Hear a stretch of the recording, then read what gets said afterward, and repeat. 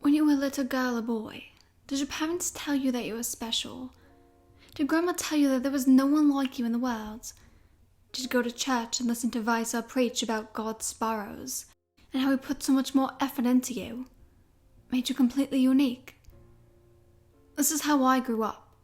I was loved. My parents proved it by telling me I was special. Most kids learn eventually that it's not really true.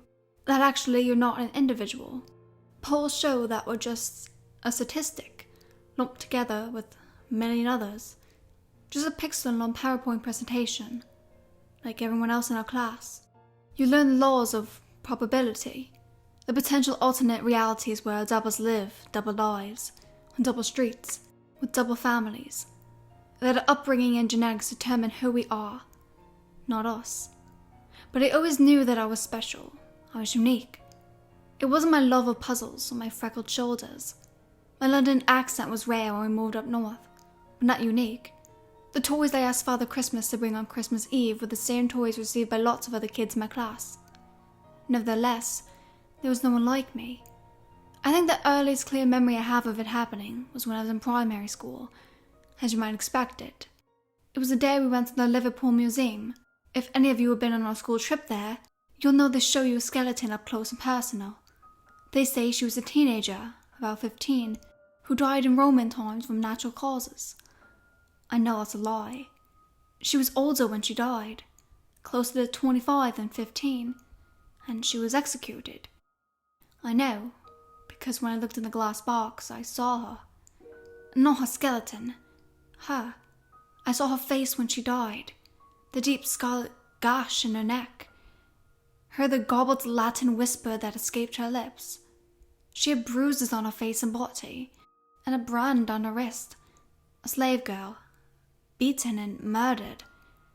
I tried to get a seat on the carpet away from her, but the teacher set me down before I could get away.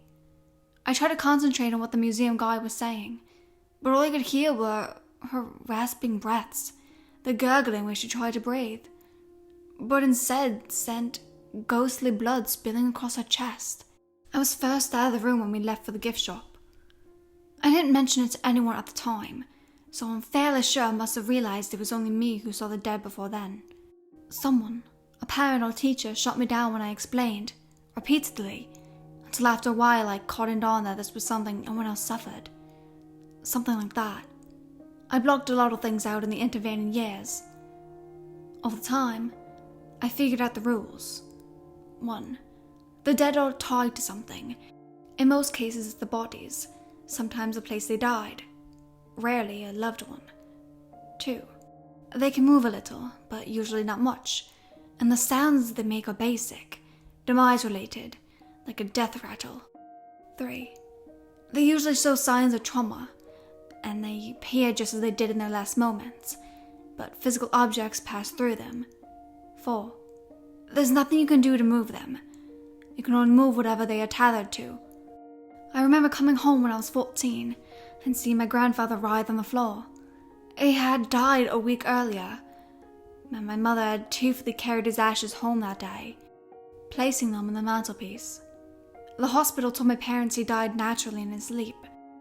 They lied. In my living room, he was clutching his neck, gasping for air. Eventually, you learn to tune it out. I avoided the living room and the ashes for a few months until he was scattered by the sea. I don't go to churches or visit graveyards, and I avoid hospitals. The dead can't talk, and they don't know we're here, and that makes it somewhat easier. I stick to modern buildings and call my grandma in the old folks' home instead of a visit. I sit at the back when I go to funerals. The hardest part is coming upon something unannounced. You walk past the morgue, and you're expecting a spiritual remnant. You walk into your friend's new house, and you don't expect to see a lady hanging from the banister, dangling on a spectral rope. But most of the time it doesn't matter. But most of the time it doesn't bother me. Or if it does, at least not for a very long time. I consider it a quirk of my being, a useless mutation within my DNA that renders me capable of processing protons on a spiritual spectrum. That's changed now. I come home from a work trip earlier this evening and saw my neighbor, Anne. She was moving some boxes in the garage, trembling. "Everything all right?" I called from the driveway. She just looked at me and turned back into the house. I raised my eyebrows and pulled my case towards my front door. Inside, I found my husband in the lounge, lights off, letting the television light the room. When he greeted me, his voice was odd. "Got a cold, sweetie?" I encouraged, peering at him from the doorway. He nodded. "A migraine too, so can we keep the lights off?" I pulled my hand from the dial and smiled. Of course. I took my suitcase upstairs and came back down to join him in the front room. It wasn't until later that I remembered my strange encounter on the drive. It took a bit of pressing, but when I questioned him about Aunt's behavior, he explained. Her 16-year-old had run away 3 days prior the day after I left. As far as I know, he told me, barely looking away from the television screen. She ran off with a boyfriend. Holds a fellow by all accounts. I shuddered. I knew all too well what happened to young girls, pretty like her. "I hope she's okay," he replied, images filling my mind unbidden. "She's fine," he snapped. "Just a silly schoolgirl running from her pathetic life." I looked at him, taken aback somewhat. He was usually quite temperate, mild-mannered. Then again, he wasn't usually too keen on TV either. Perhaps he had been trying a week without me. The migraine couldn't be helping. Maybe best to leave him alone for now. "I'm going to go unpack and get ready for bed." He nodded and waved me on, distracted once more by the TV screen. Upstairs, I changed into my pajamas. As I unpacked, I realized I had left my toothbrush at the hotel. I wandered absent-mindedly into the family bathroom, the one we never used, scrolling through Facebook on my phone. I could see the neighbor's house from here, right into the bathroom. I saw her father brushing his teeth, tears on his face, and turned away sadly, pulling a toothbrush from the cabinet. As I was about to leave, I heard a noise, only faint, a whimper, the noise of a child. My stomach turning, I recalled my husband adamant that she had run away, his annoyance that I posed the idea she may be in trouble, the way he wouldn't look me in the eye. I stepped closer to the bathtub, cautiously reached for the shower curtain. The noise came again and my fingers trembled. A gurgle more than a whisper this time. Steeling myself, I pulled it open. There was a ghostly body in the tub. Clearly someone has been chopped up in here, or dissolved, or disposed in some other way. The body was unarmed for the most part. I couldn't see any obvious sign of manner of death, save for the head. Someone had taken the time to remove the skin, pre-mortem. Everything from the shoulders had gone. Neck, ears, hair, face. There was nothing left but raw flesh. Tears filled my eyes, and I quenched the bile rising in my stomach, and my husband's ghost gargled again. I reached down and stroked the ghostly wedding ring on his finger. Must have knelt there for far too long, before I heard floorboards groan out on the landing. My breath caught in my throat. "Everything okay, darling?" A voice that wasn't my husband's spoke outside the door.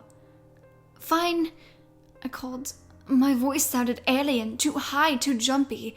I forced myself to lower my tone, speak slower. "Just freshening up. Nighttime routine, you know." I could barely keep my voice from cracking, silent tears flowing down my face. I didn't even turn towards the door. Frozen, staring resolutely at horror before me was immediately less scary than turning towards the unknown being behind a flimsy wooden door. "Okay, I'll meet you in bed." He laughed. His laughter stood out. How could I have ever thought that this was his voice? Substantial footsteps made their way to the bedroom, followed by the click of an ensuite door. Minutes later, it clicked again, before the bed springs cried out. Whatever that thing was much heavier than me or my husband. I reached out, trembling, and slowly opened the door. The lights were out in the bedroom and the hallway. I could see nothing. My heart beat loudly as I closed the door and turned the lock silently as I could muster, hands shaking all the while. I'm still in the bathroom. Something is out there, wearing my husband's face. I can hear it stirring. I think it knows I'm not just brushing my teeth. I daren't stay in here any longer.